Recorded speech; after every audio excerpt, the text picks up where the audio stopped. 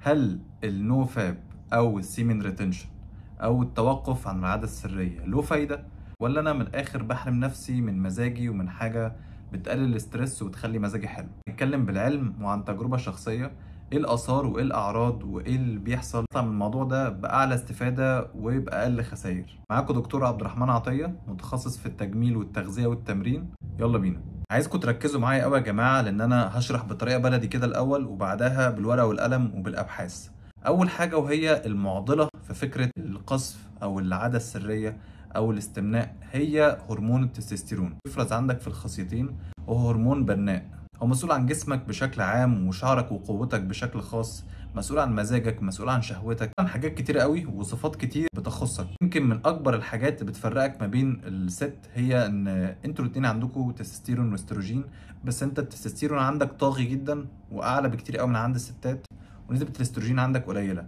على عكس الستات بالاستروجين والبروجستيرون اللي هم هرمونات الانوثه بتبقى اعلى، والتستوستيرون طبعا بيبقى اقل. عشان كده الرجاله اقوى واطول ومعضلين وهكذا.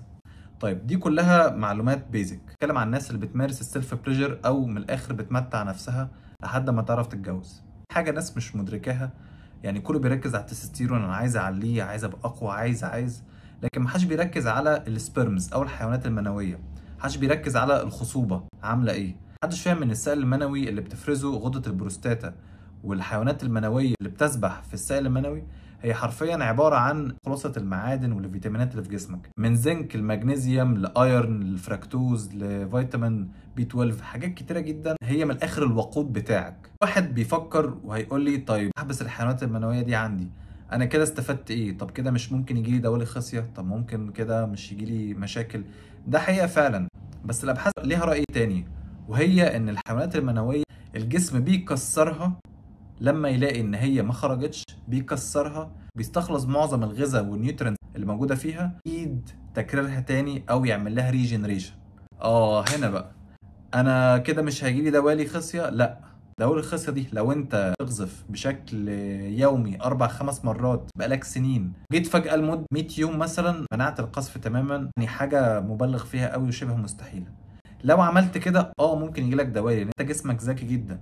انت لما بتعوده على حاجه وبعد كده ترجع تحرمه منها مره واحده لازم يدي ردة فعل. محدش يبرر لنفسه، يعني انت اكيد مش بتمارس العاده او بتقذف كل يوم او بتتفرج على اباحيه مثلا عشان عايز تحمي نفسك من دوالي الخصيه.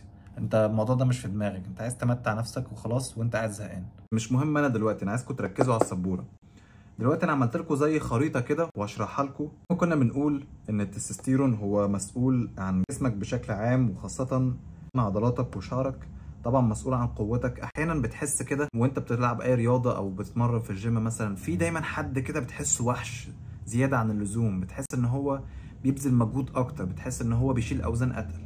ده غالبا بيبقى ماشي على النوفاب او السيمن ريتنشن، لان هو بيحوش او بيراكم التستوستيرون في جسمه بشكل متكرر، وجسمه بيريجنريت الانرجي دي وبترجع تتضخ في الدم تاني، وده طبيعي هيبقى اقوى من اللي بيقذف كل يوم.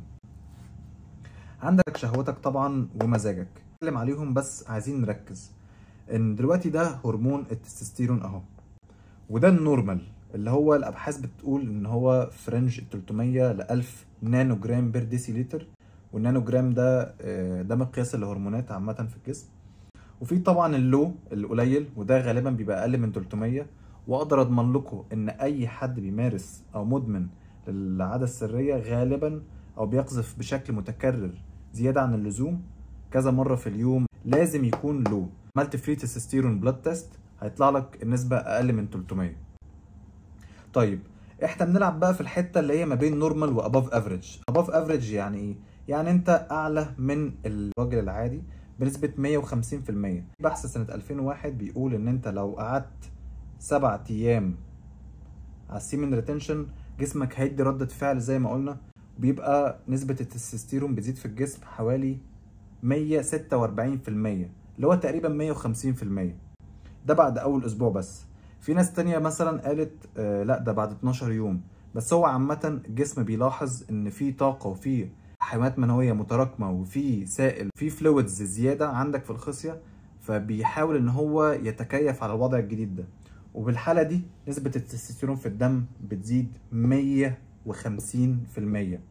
150% زيادة على طاقتك، زيادة على هرموناتك، زيادة على شهوتك. سربرايز بيبي، انت شهوتك بتزيد اضعاف لما بتبقى اون سيمن ريتنشن. كل الدكاتره قالت ان هو بيبقى فيه مور انتنس اورجازمز. لو جيت تقذف بعد شهر او بعد 7 ايام سواء متجوز او لا، هتلاحظ مور انتنس اورجازم، ونسبه هرمون الاكسيتوسين والدوبامين اللي بتتفرز في المخ، اللي هي في مركز المكافاه في المخ، بتبقى احلى بكتير قوي. بتحس طبعا باضعاف المتعه. طبعا عندنا بقى الناس اللي هي الانهانسد، اللي هي اعلى من الناس اللي اون سيمن ريتنشن واعلى من النورمال. الناس الانهانسد دي بيبقوا ماشيين على تي ار تي او تستوستيرون ريبليسمنت ثيرابي. الناس اللي عندها 35 و40 سنه بتحاول ان هي تبقى زي الناس اللي من 18 لحد مثلا 25، بتحاول ان هي توصل لنفس الليفل بتاع الناس دي، او تبقى اباف افريج، اللي هي الناس اللي بتقدر تتحكم في شهوتها وفي نفسها، فبتستفيد بالنسبه التستوستيرون العاليه دي. فالاثنين دول غالبا بيمشوا على التي ار تي، ودي بيعملها بقى الممثلين والمغنيين والمشاهير كلهم. سر من اسرارهم عشان يقدروا يحافظوا على شبابهم. مركزين معايا ولا ايه؟ بقول لكم كلام كبير والله. عندنا حاجه كمان هنا وهي الجير، من الاخر الانابوليك ستيرويدز او الهرمونات المصنعه. يعني ايه؟ يعني انت بتاخد حقن تستوستيرون من بره، بتاخده على شكل امبولات او بتاخد على شكل اقراص. دي طبعا بتبقى جرعات ضخمه جدا بالملي جرام. يعني اكيد سمعتوا مثلا عن ابطال كمال اجسام بياخدوا، اللي بياخد 500 ملي جرام في الاسبوع، واللي بياخد 1000 ملي جرام. ملي جرام هو 1 مضروب في 10 أس 6 من النانو جرام بير ديسيليتر، يعني مليون ضعف النسبة الطبيعية اللي المفروض تكون في الدم. وده بيفسر ليه الناس اللي بتبقى على المسرح او في كمال الاجسام او في الرياضات عامة اللي بياخدوا منشطات بيبقى شكلهم مرعب، بيبقى عضلاتهم متفصلة، بيبقى عندهم عروق، بيبقوا ناشفين، يعني شريدد تو ذا بون. هو ده السر، ان هم بياخدوا جير. فهو فوق كل الناس دي والمنظومة دي كلها، الناس اللي هي التستيرون بتاعتها قليل سواء بسبب ان هم بيقذفوا بشكل متكرر، او بداوا يكبروا من سن 35 ل 40 سنه وبداوا في مرحله الشيخوخه، واعلى طبعا من الناس النورمال اللي هي العاديه اللي ممكن يعني متجوزين مثلا بيمارسوا الجنس مره او مرتين في الاسبوع او وات ايفر، واعلى طبعا من الناس اللي بتبقى عامله سيمن ريتنشن وبيبقى نسبه التستيرون في جسمها 150% اكتر من البني ادم العادي. فهم بيجيبوا من الاخر بينجكوا ويعني عايزين نتائج سريعه. الموضوع ده له اضرار واعراض جانبيه يعني كلكم عارفينها، ولو محتاجين ان انا اتكلم عنها في حلقه مفصله يا ريت تكتبوا لي في الكومنتس. انا كده اعتبر يعني خلصت كلامي وشرحت لكم ايه هو التستوستيرون وايه فكرته ويعني ايه سيمن ريتنشن وازاي نبطله وهل هو له لازمه ولا لا. كده انت عندك الخريطه كامله. لو جيت تتكلم معايا في حته هو حلال ولا حرام، فهو 100% حرام ان انت طبعا يعني تمتع نفسك او تمارس العاده عشان تقلل الاسترس بتاعك وتهدي نفسك وتبقى مزاجك حلو والكلام ده كله. ماستربيشن او قصف عامه هو كل اللي بيعمله ان هو بيسلبك من سوائل مهمه وفيتامينات ومعادن جدا في تكوينها وفي استخلاصها من الاكل اللي انت بتاكله. يعني الاكل بيقعد يتهضم في المعده وفي الامعاء الدقيقه في السمول انتستين وفي اللارج انتستين، ويا دوب بس بيخرج الفضلات في الحمام، ولكن هو بيبقى عمليه الهضم هي مرهقه جدا للجسم. على فكره جسمك بيتعب قوي في ان هو يستخلص المواد دي، وانت تيجي في الاخر بترميها في الحمام كل يوم بارادتك. فطبعا ده تصرف غبي. لو جيت تقول لي طيب انا عايز اوقفها اعمل ايه؟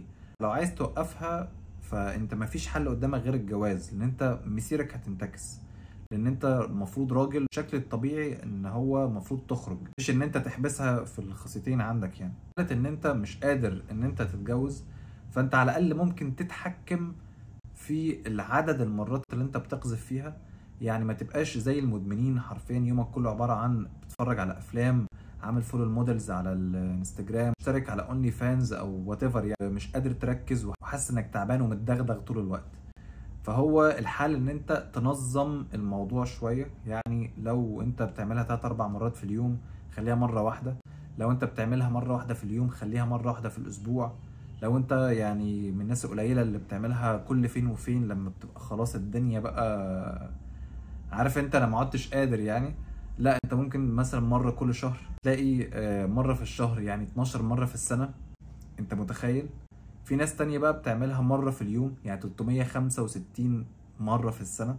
في ناس بتعملها 3 4 مرات في اليوم. اضرب الرقم ده 365 يوم، اضرب 365 في 4، يطلع لك الرقم الغريب ده. انت متخيل انت بتعمل في نفسك ايه؟